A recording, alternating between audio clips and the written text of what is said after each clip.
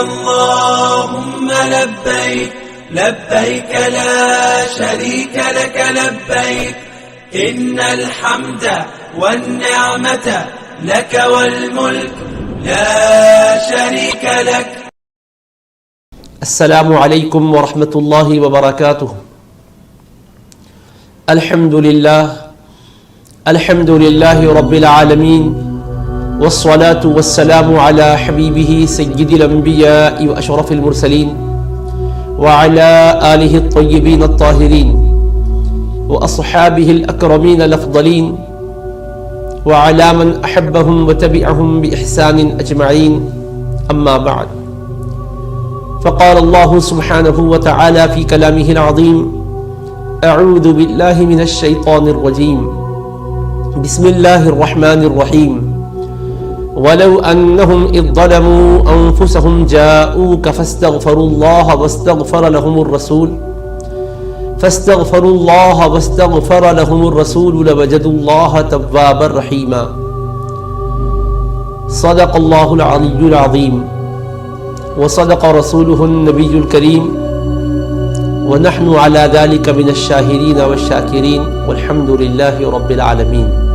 ناظرین گرامی قدر، اللہ رب العزت کا ارشاد مبارک ہے: وَلَوْ أَنَّهُمْ إِذْ ظَلَمُوا أَنفُسَهُمْ جَاءُوكَ، اور اگر یہ لوگ جب اپنی جانوں پر ظلم کریں تو اے حبیب صلی اللہ علیہ وآلہ وسلم آپ کے دربار میں حاضر ہوں. فاستغفروا اللہ، اور اللہ تعالی سے اپنے قصوروں کی معافی چاہیں. واستغفر لهم الرسول، اور رسول اللہ صلی اللہ علیہ وآلہ وسلم ان کے لیے سفارش فرما دیں.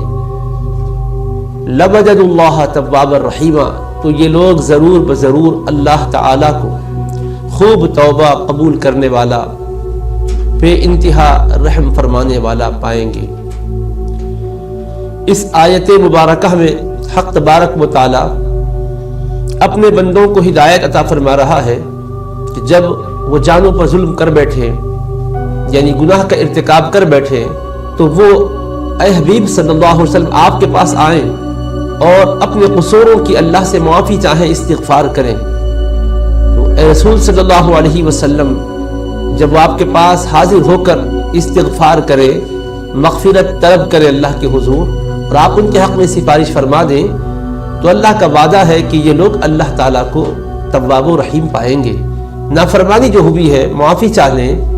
حضور علیہ الصلوۃ والسلام شفیق و رحیم ہے اپنی امت پر، ان کے حق میں اللہ سے بخشش طلب کریں گے کہ یا اللہ میرا یہ امتی خطا کر کے، گناہ کر کے متکبر نہیں بنا ہے، بلکہ شرمسار ہو کر، نادم و پشیمان ہو کر آیا ہوا ہے، اور وہ اپنے گناہوں پر اشک ندامت بہا رہا ہے. میں تیرا نبی، اس کے حق میں تیری بارگاہ میں سفارش کرتا ہوں، تو اس کی توبہ کو قبول فرما لے. یوں حضور علیہ الصلوۃ والسلام کی شفاعت اس کو ملے گی، تو اللہ کا وعدہ ہے کہ ضرور بضرور یہ لوگ اللہ کو تواب و رحیم پائیں گے.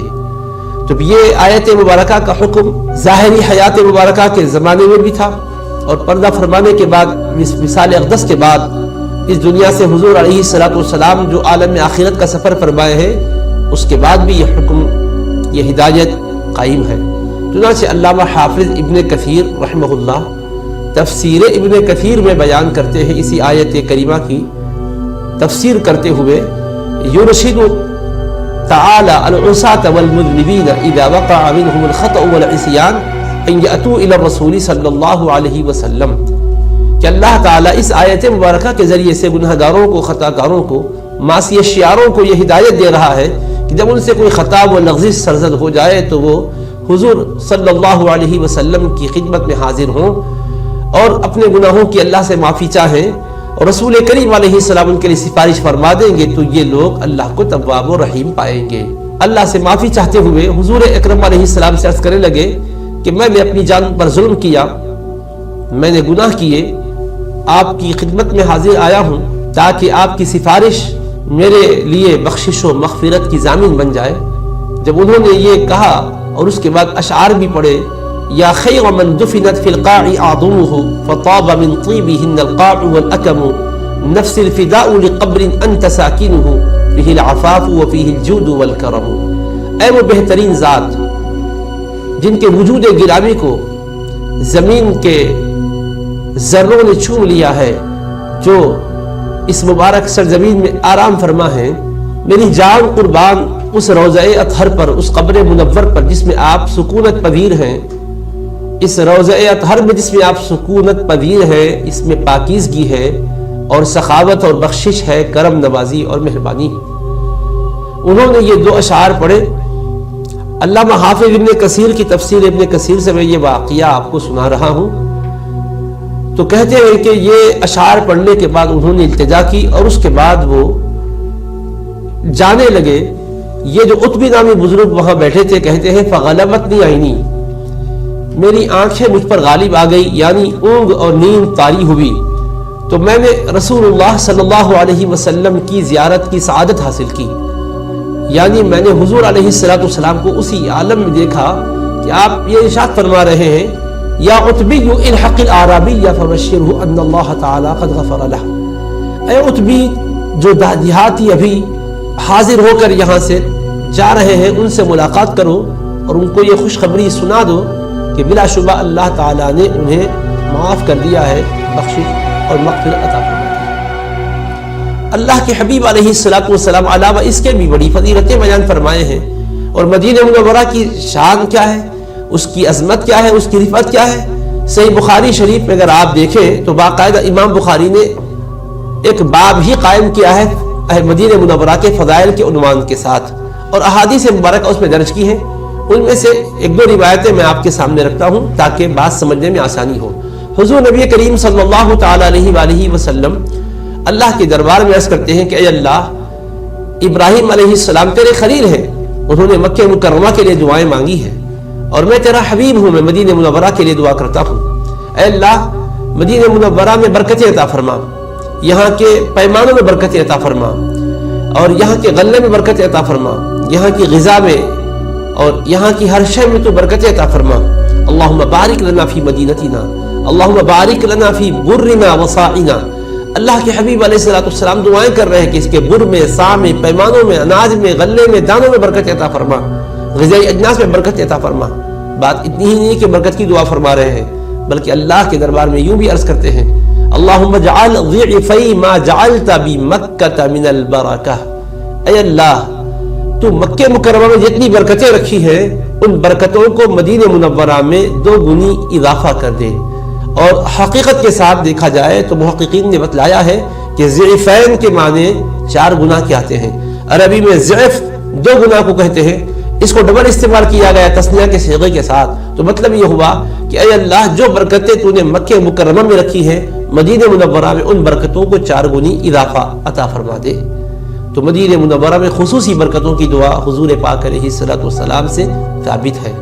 بلکہ ارشاد فرماتے ہیں اس کی برکتوں کو سمجھاتے ہوئے اپنی امت کو کہ اللہ کے حضور دعائیں بھی کی ہیں، تو یہ کہہ کر کہ اللہم حبب الینا المدینہ کحبنا مکہ او اشد. اے اللہ، تو ہمارے دل میں مدینہ کی محبت پیدا فرما دے جیسا کہ مکہ مکرمہ کی محبت تو نے ہمارے دل میں پیدا کی ہے. ہمارے دلوں میں جیسے مکہ مکرمہ کی محبت ہے ویسے ہی مدینہ منورہ کی محبت پیدا فرما دے. بلکہ آگے فرماتے ہیں او اشد، بلکہ اس سے بھی زیادہ محبت دلوں میں ہمارے ڈال دے. تو مدینہ منورہ جب تک حضور پاک علیہ السلام تشریف نہیں لے گئے تھے وباؤں کی زمین تھی، بلاؤں کی زمین تھی. اس کو یثرب کہا جاتا تھا، جس کے معنی بلا اور وبا کی زمین کے آتے ہیں. تو جہاں پر بلائیں وبائیں تھی، نبی کریم علیہ السلام کی دم قدم کی برکت سے وہاں بھلائیاں آ گئی، رحمتیں آ گئی، وہاں برکتوں کی بھرمار کر دی گئی. اللہ کے رسول علیہ السلام نے وہاں کے ہر معاملے میں خیر و برکت کی اللہ سے دعا مانگی، حتیٰ کہ وہاں کی زمین کی مٹی بھی یقیناً رحمت والی، برکت والی، شفا کی تاثیر والی بن گئی. چنانچہ صحیح بخاری میں حدیث پاک ہے کہ مدینہ منورہ کی خاک بیماروں کو شفا کا اور صحت و عافیت کا سامان فراہم کرتی ہے. بسم اللہ تربت ارضنا بریقت بعضنا یشفی سقیمنا باذن ربنا. تو الغرض حضرت نبی پاک علیہ السلام کی نسبت سے اللہ نے اس زمین کو بڑی عظمت والی زمین قرار دیا. بلکہ رسول کریم علیہ السلام ارشاد فرماتے ہیں ان اللہ سمى المدینہ طابہ، بے شک اللہ نے مدینہ منورہ کا نام طابہ رکھا ہے. مدینہ کا نام جو طیبہ ہے، طابہ ہے، نام تو کسی بھی شہر کے کوئی بھی رکھتے ہیں، لیکن قربان چاہیں اس مبارک شہر کی قسمت پر کہ اس کا نام عرش کے مالک نے اللہ رب العزت نے رکھا ہے، اور نبی کریم علیہ الصلوۃ والسلام کی نسبت سے وہ مدینہ منورہ کہلاتا ہے۔ مدینہ منورہ سے محبت حضور نبی کریم علیہ الصلوۃ والسلام نے کی ہے، ہر بندہ مومن کو اس سے محبت ہونا فطری اور طبعی بات ہے۔ تو مکہ مکرمہ عظمتوں کا شہر ہے، جہاں خانہ کعبہ ہے، وہ مہبت وحی الہی ہے، جہاں رسول پاک علیہ الصلوۃ والسلام کی ولادت باسعادت ہوئی، جہاں حج کے مناسک و ارکان ادا کیے جاتے ہیں، اسی سرزمین پر مینا ہے، عرفات ہے، مزدلفہ ہے۔ یہ سب کچھ شان مکہ مکرمہ کو حاصل ہے۔ مدینہ منورہ کو بھی اللہ نے رسول پاک علیہ السلام کی نسبت سے کیسی کیسی شانیں عطا کی ہے کہ وہاں کے لیے حضور نے دعائیں مانگی ہے، وہاں کے لیے حضور نبی کریم علیہ السلام نے محبت کا اظہار بھی فرمایا ہے، اور مزید محبت کے پیدا کیے جانے کے لیے اللہ سے التجائیں بھی فرمائی ہے۔ تو لہٰذا حج بیت اللہ کے موقع پر ہو یا اس کے علاوہ عمرے کے لیے کوئی جائے، بہرحال اللہ کے رسول علیہ السلام کے شہر مقدس کو جانا وہ اپنی سعادت سمجھتا ہے، اپنی خوش نصیبی سمجھتا ہے۔ اب پروگرام کے اعتبار سے پہلے جائیں یا بعد میں جائیں یہ سہولت پر منحصر ہے، لیکن جانے کی تمنا ہر ایک کے دل میں ہوتی ہے، اس لیے کہ آج یہ حج کی سعادتیں ہمیں ملی اور خانہ کعبہ کی عظمتیں معلوم ہوئی اور ایک ایک رکن کو ادا کرنے کا اجر و ثواب معلوم ہوا۔ یہ سب نبی رحمت علیہ السلام ہی کی تعلیم کی وجہ سے معلوم ہوا۔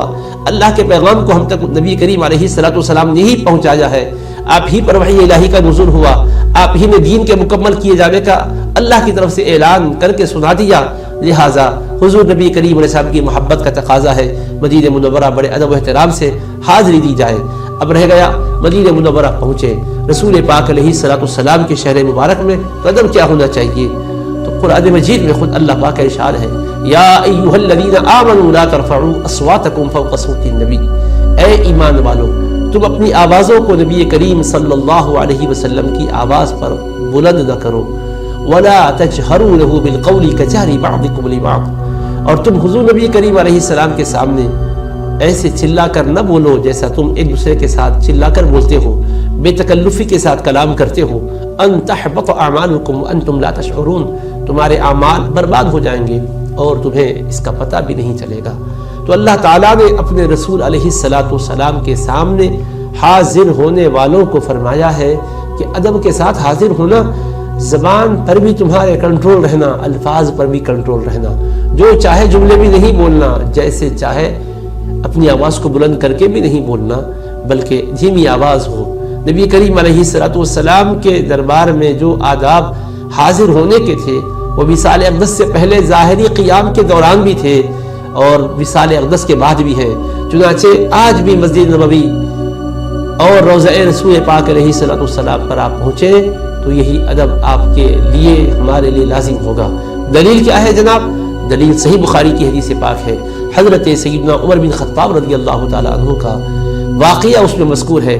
سعید بن یزید رضی اللہ عنہ ایک صحابی ہے، وہ سعید بیان کرتے ہیں کہ میں مسجد نبوی شریف میں ٹھہرا ہوا تھا، ایک صاحب نے میری طرف کنکری پھینکی، میں نے جو مڑ کر دیکھا تو عمر بن خطاب نظر آ رہے تھے رضی اللہ عنہ، تو انہوں نے اشارے سے مجھ کو کہا کہ قریب آؤ، اشارہ کیا، میں پاس پہنچا، قریب گیا تو مجھ سے فرمایا وہ دونوں جو آپس میں باتیں کر رہے ہیں انہیں بلا لاؤ۔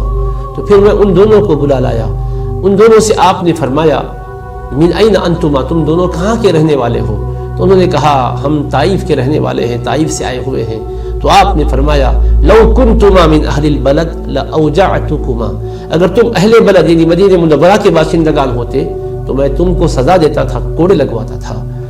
فرمایا ترفعان اصواتکما فی مسجد رسول اللہ صلی اللہ علیہ وسلم، تم اللہ کے رسول کی مسجد میں بلند آواز سے بات کرتے ہو، خیال کرنا چاہیے کیونکہ تم اس شہر کے نہیں ہیں، اس کا ادب تمہیں معلوم نہیں تھا، اب سمجھا دیا ہوں، ورنہ یہاں کے باشندگان جو ادب سے واقف تھے ان میں سے کوئی خطا کرتا ہوتا تو پھر اس کو سزا دیتا، کوڑے لگاتا۔ تو معلوم کیا ہوا؟ یہ واقعہ حضرت نبی پاک علیہ السلام کی وصال اقدس کے بعد کا تھا۔ تو صحیح بخاری کی حدیث سے ثابت ہوا کہ رسول کریم علیہ السلام کی مسجد میں حضور کی بارگاہ میں بھی حاضری کے موقع پر وہی ادب قائم رکھنا چاہیے جو ادب آپ کے ظاہری حیات کے دوران حاضر ہونے کے سلسلے میں بتلایا گیا تھا۔ یہی فاروق اعظم نے سمجھا اور امام بخاری نے صحیح بخاری میں درج حدیث کے ذریعے سے ہمیں سمجھایا اور بتلایا۔ الغرض حضرت نبی پاک علیہ السلام کے شہر اقدس میں آپ جائیں احترام کے ساتھ درود و سلام پڑھتے ہوئے جائیں، اور جب مدینہ منورہ جیسے قریب آئے اور شوق بڑھ جائے، پہنچ جائیں تو اپنے ساز و سامان کو آپ قیام گاہ میں رکھیں، بہترین طریقے سے انتہائی جوش اور ولولے کے ساتھ، خوشی اور محبت کے ساتھ اپنے آپ کو تیار کریں۔ اس کے بعد دیکھیں اگر کوئی فرض نماز کا وقت ہے تو نماز ادا کر لیں، اگر آپ نے وہ نماز ادا کر لی ہے پہلے سے تو پھر کوئی مسئلہ نہیں ہے، اگر نہیں پڑھے تھے تو پھر فرض پڑھ لیجئے۔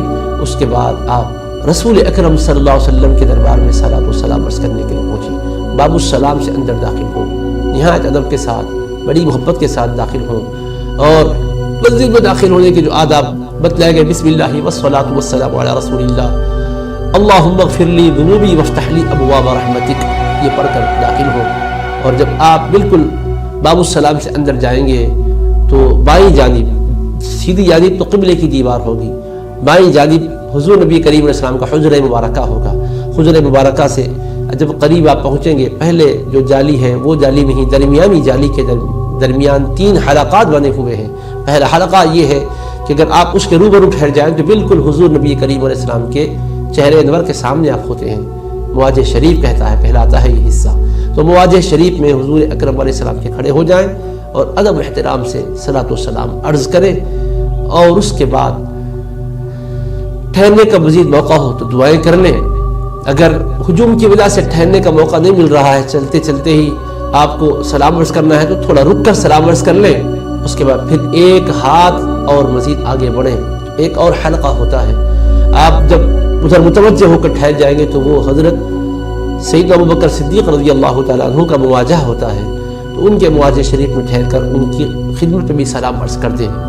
پھر ایک ہاتھ اور آگے بڑھیں تو جو حلقہ آتا ہے اس کے سامنے آپ ٹھہریں گے تو بالکل حضرت سیدنا عمر بن خطاب فاروق اعظم رضی اللہ تعالیٰ عنہ کے آپ سامنے ہوں گے، ان کی خدمت میں سلام عرض کریں۔ موقع اگر ہے ٹھہر سک رہے ہیں تو پھر وہاں دعائیں کر لیں، اگر موقع نہیں مل پا رہا ہے تو پھر آپ آگے بڑھ جائیں، مسجد نبوی کے جس حصے میں بھی جہاں سے بھی آپ کو موقع مل رہا ہے دعائیں کریں اور اپنے آپ کو مصروف رکھیں، درود پڑھیں، سلام پڑھیں۔ اللہ تبارک و تعالیٰ جتنا آپ کو وہاں قیام کا موقع دے رہا ہے غنیمت جانیں، غفلت نہیں ہونی چاہیے۔ اور اس کے ساتھ ساتھ سامنے جنت البقیع ہے، جہاں اہل بیت اطہار ہیں، جہاں اصحاب اخیار ہیں، جہاں تابعین ہیں، جہاں ائمہ ہیں، صلاح ہیں، ان کے مزارات ہیں، ان کی زیارت کریں اور پھر مسجد نبوی شریف میں آپ آ جائیں۔ مسجد نبوی شریف میں ایک خاص حصہ ہے جس کو روضۃ من ریاض الجنہ، جنت کے باغات میں سے ایک باغ کہا گیا ہے۔ صحیح بخاری میں حدیث پاک ہے، نبی کریم صلی اللہ علیہ وسلم نے ارشاد فرمایا، ما بین بیتی و منبری روضۃ من ریاض الجنہ، میرے حجرہ مبارک اور میرے منبر شریف کے درمیان کا جو حصہ ہے جنت کے باغات میں سے ایک باغ ہے۔ یہ حدیث پاک صحیح بخاری شریف کے اندر موجود ہے، تو وہ روضۃ من ریاض الجنہ کہلاتا ہے۔ ریاض الجنہ اس کو عرف عام میں کہتے ہیں، تو اس میں آپ کو اگر موقع ملے تو وہاں پہنچے، نماز پڑھیں، نفل پڑھیں، اور اس کے علاوہ وہاں مختلف ستون ہیں، ان کے پاس بھی 2 رکعت حسب موقع پڑھ لیں۔ مسجد قباء تشریف لے جائیں، ہفتے کا دن ہو تو بہتر ہے، نبی کریم علیہ السلام بھی جمعے کے دن یعنی ہفتے کے دن تشریف لے جایا کرتے تھے۔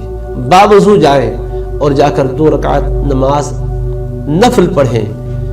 سنن ابن ماجہ شریف میں حدیث پاک ہے، نبی کریم صلی اللہ علیہ وسلم نے ارشاد فرمایا، جو باوضو باطہارت اپنے گھر سے جائے اور مسجد قباء میں جا کر 2 رکعت نماز ادا کرے، کان لہ کاجر عمرۃ، اس کو ایک عمرے کا اجر عطا ہوتا ہے، تو ایک مقبول عمرے کا ثواب آپ کو ملتا ہے۔ یہ فضیلت ہے۔ اور پھر وہاں مسجد قبلتین ہیں، یعنی وہ مسجد جس میں نبی کریم علیہ الصلاۃ والسلام نے نماز پڑھائی، 2 رکعت نماز آپ پڑھائے تھے، اور اس وقت حکم یہ تھا کہ آپ بیت المقدس کی طرف رخ کر کے نماز پڑھائیں۔ ہجرت کے بعد 16-17 مہینے تک نبی کریم صلی اللہ علیہ وسلم بیت المقدس کی طرف رخ کر کے نمازیں پڑھا رہے تھے، لیکن دل میں خواہش اور تمنا تھی کہ بجائے بیت المقدس کے خانہ کعبہ یہ قبلہ بن جائے۔ تو آپ کے دل میں خواہش رہتی تھی، آرزو رہتی تھی۔ اللہ کی طرف سے وحی کب آتی ہے اس انتظار میں کبھی کبھی آپ اپنا چہرہ انور آسمان کی طرف اٹھا کر دیکھا کرتے تھے۔ تو چنانچہ وہ مسجد جس کو مسجد قبلتین کہتے ہیں، وہاں حضور علیہ الصلوۃ والسلام نماز پڑھا رہے تھے اور بیت المقدس کی طرف ہی رخ کر کے نماز پڑھا رہے تھے۔ نماز ہی میں یہ دل میں خیال شدت اختیار کر گیا کہ بجائے بیت المقدس کے خانہ کعبہ کو قبلہ بنا دیا جاتا تو اچھا ہوتا۔ اللہ تبارک و تعالیٰ نے اسی وقت جبریل امین علیہ السلام کو حکم فرمایا اور آیت مبارکہ دے کر ان کو بھیجا، اور وہ آئے، نماز ہی میں وحی الہی نازل ہوئی اور آ کر انہوں نے اللہ کا پیغام سنایا۔ قد نرى تقلب وجهك في السماء فلنولينك قبلة ترضاها۔ اے حبیب صلی اللہ علیہ وسلم، ہم آپ کے چہرے انور کا بار بار آسمان کی طرف اٹھنا دیکھ رہے ہیں، ہم آپ کو ایسے قبلے کی طرف متوجہ کر دیتے ہیں جس کو آپ پسند فرماتے ہیں۔ تو حضور نبی کریم علیہ الصلوۃ والسلام کو جب حکم آیا کہ آپ کا بار بار چہرہ آسمان کی طرف اٹھ رہا ہے، یہ حسین منظر ہم دیکھ رہے ہیں، ہم ایسے قبلے کی طرف متوجہ ہونے کے لیے فرماتے ہیں ترضاها، جس میں آپ کی خوشنودی ہے، جس میں آپ کی رضا ہے، جس میں آپ کی خوشی ہے، فولی وجهك شطر المسجد الحرام، تو آپ اپنے چہرے انور کو مسجد حرام کی جانب کر لیجئے۔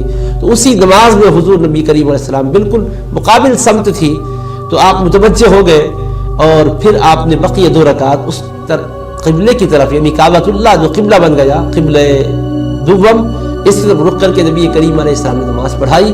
تو اس طرح سے یہ ایک مسجد میں 2 قبلوں کی طرف ایک نماز ہوئی ہے، تو قبلتین کہا جاتا ہے، مسجد قبلتین۔ اب حکم تو کعبۃ اللہ کی طرف رخ کر کے نماز پڑھنے کا آ گیا، یا بدی حکم ہو گیا، تو یہ مسجد میں بھی جا کر 2 رکعت نماز پڑھیں اور دعائیں کریں۔ اسی طرح احد شریف ایک پہاڑ ہے، صحیح بخاری میں حدیث پاک ہے، نبی کریم صلی اللہ علیہ وسلم فرماتے ہیں احد جبل یحبنا ونحبه، یہ احد ایسا پہاڑ ہے جو ہم سے محبت کرتا ہے اور ہم اس سے محبت کرتے ہیں، تو لہٰذا اس پہاڑ کے پاس بھی جائیں۔ اس کے دامن میں 3 ہجری میں ایک معرکہ بپا ہوا تھا جس کو معرکہ احد کہتے ہیں، غزوہ احد، جہاں 70 صحابہ کرام نے جام شہادت نوش کیا۔ حضور نبی کریم علیہ السلام کے چہیتے، محبوب، انتہائی ذی القدر چچا حضرت سید الشہداء امیر حمزہ رضی اللہ تعالیٰ عنہ بھی شہید ہوئے، تو ان کے ایک 4 دیواری کے اندر مزارات ہیں، جالیوں سے اس کو محفوظ کر دیا گیا ہے، تو وہاں پر بھی پہنچ کر زیارت کریں۔ اور بھی شہداء احد کے وہاں موجود ہیں۔ اس کے علاوہ مزید وہاں جو متبرک مقامات ہیں، تاریخی نوعیت سے جن کی عظمتیں رفعتیں ہیں، من جملہ ان کے مساجد 5 ہیں، مسجد فتح ہے، وہ سارے مساجد تک تو نہیں پہنچ پا رہے، ایک بڑی مسجد بنا دی گئی ہے۔ خندق کی جنگ جہاں ہوئی تھی، غزوہ خندق جہاں ہوا تھا، اس علاقے میں وہاں پہنچ کر بھی 2 رکعت نماز پڑھیں اور وہ مناظر کو اپنی آنکھوں سے دیکھ کر آنکھوں کے نور کو بڑھائیں۔